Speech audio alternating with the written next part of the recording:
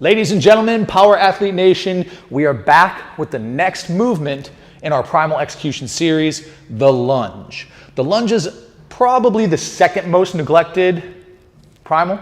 Absolutely. And people fail to hit that skill transfer element for this particular primal exercise.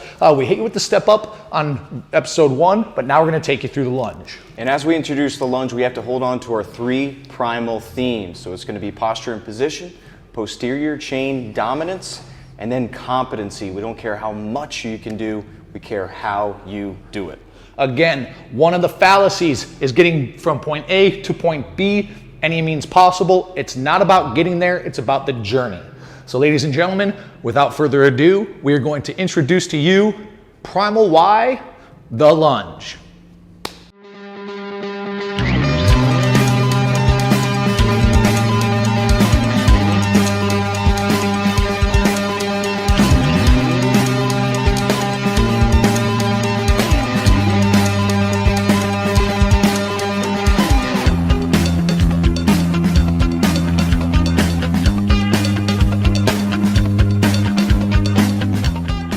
As we introduce the lunge, we're going to start from the top down and maintaining that theme of posture and position.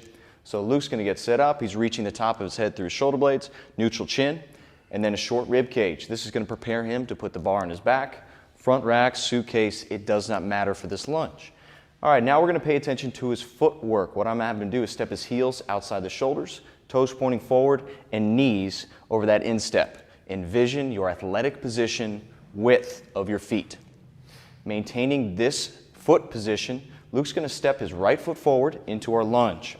So staying on that train tracks. If I look from the front, I can see his heel outside his shoulders, toes pointing forward, and knees in line with that instep. Now focus on that back leg. Again, we're looking for a straight line from the bottom knee to the top of his head, just like our step up. Good posture and position. All right, this looks like a pretty good setup position, Luke. Are we ready to move? Yes, sir. Awesome.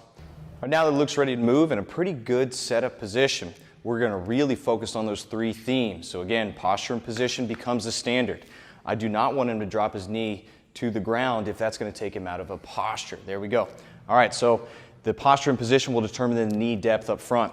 Posterior chain, now here's our action. Luke's going to dig that front heel into the ground, tall, pretty posture, and he's going to actively pull using his posterior chain into a similar step-up position, but then into a consecutive lunge. Again, dropping the back knee towards the ground as long as he's able to maintain posture and position.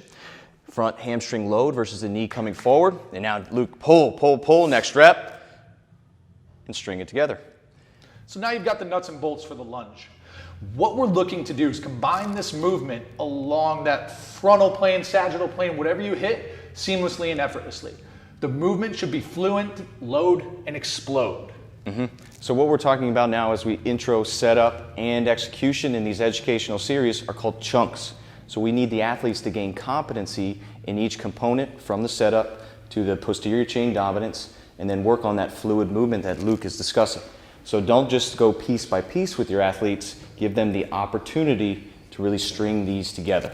Because at the end of the day, people, we're talking about improving athleticism, which is an infinite spectrum of skill acquisition. You want to go as far down as you can so that you can effortlessly and seamlessly combine these primal movement patterns through space to perform the known or novel task.